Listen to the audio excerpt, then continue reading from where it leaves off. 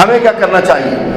اللہ اکبر، یہ جو چل رہا ہے آپ دیکھ رہے ہیں، مچھ میں سانحہ ہوا، ہاں انسان قتل ہوئے ان لوگوں نے کیے کہ جو اس ملک کے دشمن ہیں، اس قوم کے دشمن ہیں، جو ایک طرف آگ لگا کر دوسری طرف آگ لگانے کا بندوبست کرتے ہیں، یہی کام ان کی جانب سے کیا گیا، اس میں کسی قسم کا کوئی شبہ موجود نہیں ہے۔ لیکن آپ دیکھ لیجئے آج ہمارے پاس جو ہے ہر مسئلے کا حل کس بات میں نکلا ہے؟ ہم اپنی سڑکیں ان کو جو ہے مسدود کریں گے، ہم راستے لوگوں کے مسدود کریں گے، اپنے لوگوں کے ساتھ زیادتیوں کا سلسلہ شروع کریں گے۔ او بھائی، آپ بھی جانتے ہیں، میں بھی جانتا ہوں، ساری دنیا جانتی ہے کہ یہ حرکتیں کہاں سے ہوتی ہیں۔ آپ ایک غریب ملک ہیں لیکن بہت مجبور ہیں کہ آپ افغانستان کے بارڈر پر فینسنگ کریں، وہاں پر باڑ لگائیں۔ آپ اسی طرح دوسرے جو بارڈرز ہیں ان کے متعلق بھی یہ فیصلہ کرتے ہیں کہ یہاں بھی باڑ لگتی ہے، جو ہے وہ لگنی چاہیے۔ اس کی بنیادی وجہ کیا ہے؟ پار سے آ کر لوگ جو ہے وہ اس طرح کے بے شمار کام کرتے ہیں، بار بار ثابت ہوتا ہے یہ کہاں سے آئے، کس نے بھیجے، کس طرح سے آ رہے ہیں۔ پھر بتائیے کہ ایک دوسرے کو سزا دینے کا سلسلہ اس معاملے میں جائز ہے بلا؟ یہ کیسے جائز ہو سکتا ہے؟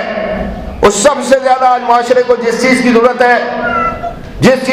ہے، ممبر و محراب سے سب سے زیادہ کرنے والا کام کیا ہے؟ مسلمان کو بتایا جائے کہ دوسرے مسلمان کا اس پر حق کیا ہے، مسلمان کو سمجھایا جائے کہ مسلمان اس کے لیے کیا حیثیت رکھتا ہے، سمجھایا جائے، ان کو بتایا جائے۔ میرے محمد صلی اللہ علیہ وسلم ارشاد فرماتے ہیں کہ ایک مومن دوسرے مومن کے حق میں عمارت کی مانند ہے، عمارت کی مانند ہے۔ عمارت ایک بلاک سے نہیں بنتی، عمارت ایک اینٹ سے نہیں بنتی، عمارت ایک ستون سے نہیں بنتی، عمارت ایک جو ہے اللہ اکبر آپ کہہ لگیے جو بیم آپ ڈالتے ہیں اس سے نہیں بنتی، بہت کچھ اکٹھا کرنا پڑتا ہے۔ اللہ کے نبی علیہ الصلوۃ والسلام فرماتے ہیں مومن ایک دوسرے کے متعلق جو ہے ایک عمارت کی مانند ہے، اور کس طرح سے اس کا ایک حصہ دوسرے حصے کو مضبوط کرتا ہے۔ اور اللہ کے نبی علیہ الصلوۃ والسلام نے اس طرح سے ہاتھ میں انگلیاں جو ہے انگلیاں اپنے ہاتھوں کی اس طرح دوسرے ہاتھ میں ڈالی اور دوسرے ہاتھ میں ڈال کر دکھایا، سمجھایا، بتایا کہ اس طرح سے جب یہ جڑتے ہیں تو ایک دوسرے کو مضبوط کرتے ہیں۔ اور ہمارے یہاں پر کیفیت کیا ہے میرے محترم بھائیوں؟ ہر آدمی کہہ رہا ہوتا ہے، دانشور تو آپ کو جگہ جگہ ملتے ہیں، ہر مجلس میں ملتے ہیں، ہر چوپال میں ملتے ہیں، جہاں بیٹھ جائیں تو دانشور تھوک کے بھاؤ آپ کو ملیں گے، دنیا بھر کی معلومات رکھتے ہوں گے، دنیا بھر کو جانتے ہوں گے، ہر چیز کے متعلق ان کے پاس انفارمیشن موجود ہوگی۔ وہ کہہ رہے ہوں گے یوں ہو گیا، فلاں نے کیا، فلاں نے کیا، فلاں نے کیا۔ او بھائی، جب فلاں نے کیا ہے تو ریئیکشن بھی ان کے خلاف جانا چاہیے، ان کے خلاف جانا چاہیے۔ میں 5-7 پچھلے 5-6 جمعوں میں آپ کے سامنے عرض کرتا رہا ہوں مسلسل۔ میں نے ایک حدیث آپ کو بیان کی تھی کہ اللہ کے رسول علیہ الصلوۃ والسلام ارشاد فرماتے ہیں کہ میرے سامنے میری امت کے اچھے اور برے اعمال پیش کیے گئے، اور اچھے اعمال میں اللہ کے نبی علیہ الصلوۃ والسلام نے سب سے پہلے کس چیز کو بیان کیا؟ آپ فرماتے راستے سے کسی تکلیف دہ چیز کو ہٹا دینا، پتھر کا ہٹا دینا۔ اللہ کے نبی نے فرمایا کہ یہ میری امت کے اچھے اعمال میں سے ہے۔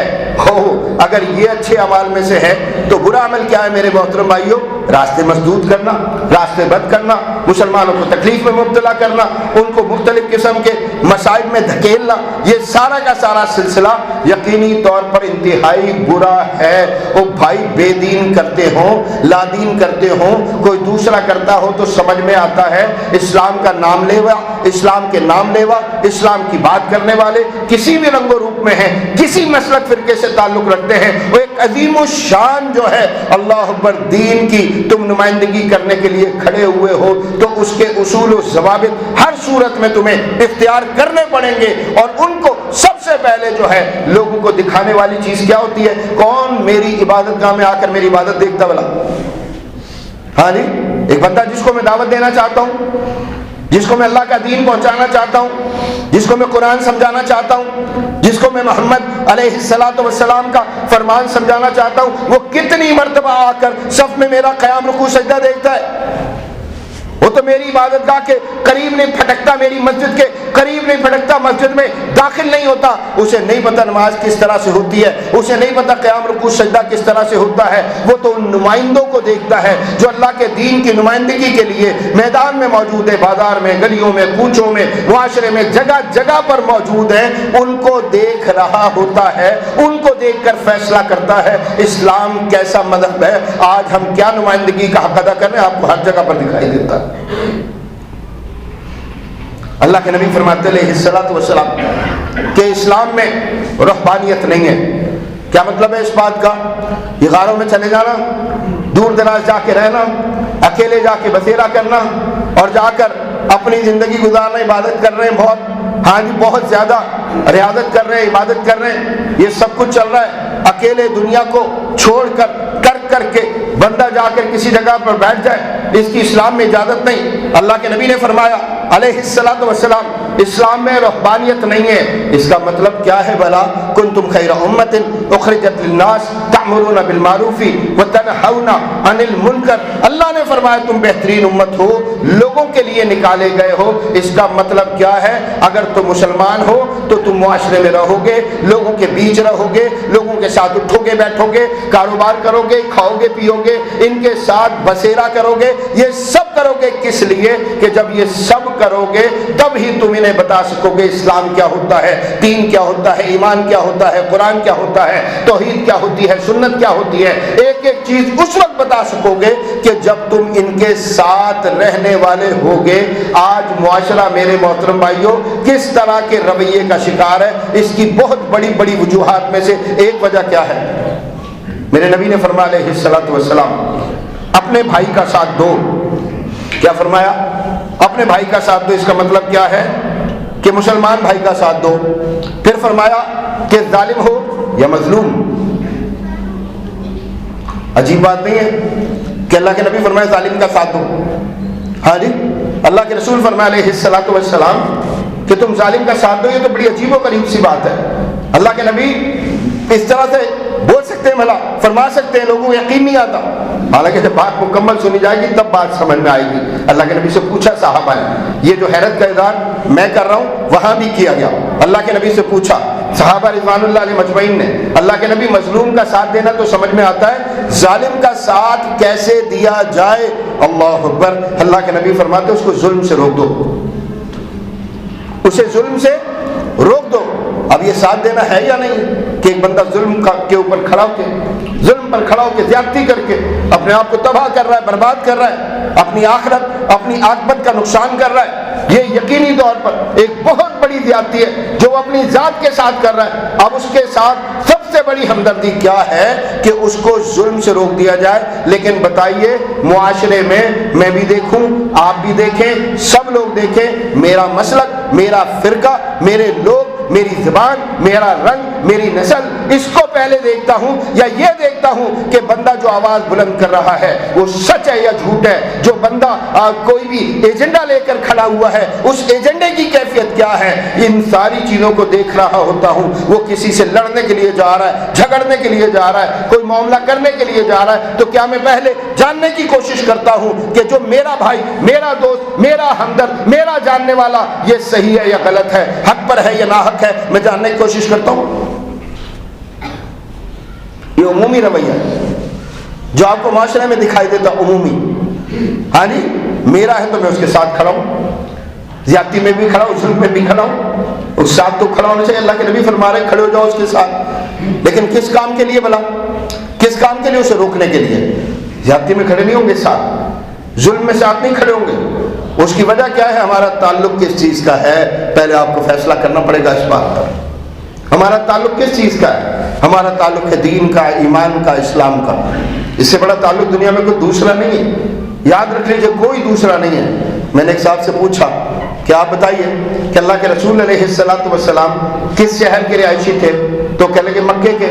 میں نے کہا اللہ کے نبی علیہ الصلوۃ والسلام کی زبان کون سی تھی؟ تو کہنے لگے عربی۔ میں نے کہا اللہ کے نبی علیہ الصلوۃ والسلام کا قبیلہ کون سا تھا؟ تو وہ کہنے لگے قریش۔ اب میں نے کہا اگلے سوال، ابو جہل کس شہر کا رہائشی تھا؟ کہنے لگے مکے کا۔ اس کی زبان کون سی تھی؟ عربی۔ اس کا قبیلہ کون سا تھا؟ قریش۔ ہاں جی، یہ تو ساری چیزیں مل نہیں جاتی۔ آپ کا کیا خیال ہے؟ سب کچھ ایک جیسا نہیں ہو گیا؟ لیکن پھر آمنے سامنے کیوں کھڑے؟ ایک دوسرے کے سامنے صفیں کیوں بنائی ہیں؟ محمد صلی اللہ علیہ وسلم کے کسی سپاہی کے ہاتھوں ابو جہل کی گردن کیوں کٹ رہی ہے؟ اس کی بنیادی وجہ یہ ہے، اس کی بنیادی وجہ یہ ہے کہ یہ سب ثانوی چیزیں ہیں۔ ہاں ہم مانتے ہیں، اللہ نے کہا انا خلقناکم من ذکر و انثی وجعلناکم شعوبا وقبائل لتعارفوا ان اکرمکم عند اللہ اتقاکم، ہم نے تمہیں بنایا ایک مرد میں ایک عورت میں، تمہارے قبیلے بنائے، تمہارے گروہ بنائے، کس کام کے لیے؟ تم پہچانے جاؤ، تم شناخت کیے جاؤ، اس کے علاوہ کچھ نہیں۔ اللہ کے نزدیک پسندیدہ کون ہے؟ جو متقی ہے، پرہیزگار ہے، اللہ کا بندہ ہے، اللہ سے ڈرنے والا ہے۔ اس کا مطلب یہ ہے کہ تعلق کی بنیاد بھی اللہ کی بندگی ہوگی۔ اب اگر میرا دوست، میرا بھائی، میرا ساتھی وہ کسی ایسے کام پر لگ پڑا ہے کہ جو اللہ کی بغاوت پر مبنی ہے، جو اللہ کی نافرمانی پر مبنی ہے، جو خالصتاً مجھے دھکیل کر کسی جو ہے گمراہی کی اتھا جو ہے آپ کہہ لیں گہرائی میں گرا سکتا ہے، تو کیسے میں اس کے ساتھ کھڑا ہو جاؤں گا؟ میں اسے سمجھاؤں گا، میں اسے بتاؤں گا، میں اسے روکوں گا، میں اسے کہوں گا کہ یہ کام کرنے والا نہیں ہے۔ او بھائیو، ہم کیا بات کر رہے ہوتے ہیں؟ عجیب و غریب باتیں ہوتی ہیں۔ ہاں جی باتیں بڑی اچھی ہیں، جو کہا جا رہا ہے وہ بہت اچھا ہے، لیکن دیکھیں دوسرے کیا کر رہے ہیں، دوسرے کیا کر رہے ہیں، دوسری طرف سے کیا ہو رہا ہے۔ وہ معاشرے میں خوبیوں کا آغاز کہاں سے ہوگا، کیسے ہوگا؟ ایک آدمی سے۔ یاد رکھیں، کسی بھی کام کا آغاز ایک آدمی کرتا ہے، ایک فرد، اور اس کے بعد ایک سے دو ہوتے ہیں، 2 سے 4 10 100 1000 لاکھ قوم بنتی ہے۔ یاد رکھ لیجئے۔ اور پھر میں ایک اور بات عرض کرتا ہوں آپ کے سامنے، یاد رکھیے، یہ جو اندھیرا ہے نا، اندھیرا، آپ کسی سے پوچھیں کہ اندھیرا کیا چیز ہے؟ اندھیرا کوئی بھی چیز نہیں ہے۔ اندھیرا کوئی بھی چیز نہیں ہے، تو روشنی کے موجود نہ ہونے کا نام ہے۔ یعنی جب روشنی موجود نہیں ہوتی تو اندھیرا ہوتا ہے۔ ہاں جی، اندھیرا اس وقت ہوتا ہے کہ جب روشنی موجود نہیں ہوتی۔ روشنی کی کرن بننے کے لیے کہ جس کے ساتھ پورا آپ ایک ایکسپیریمنٹ کیجئے، تجربہ کیجئے کہ کسی ایسی جگہ جہاں پر بہت زیادہ گھپ اندھیرا ہو، وہاں پر موبائل کی لائٹ آپ آن کر لیجئے۔ کیا اوقات ہوتی ہے اس لائٹ کی؟ لیکن وہ اندھیرے کو ختم کرتی ہے یا نہیں کرتی؟ ہاں جی، ہم نے اس کام کا آغاز کرنا ہے۔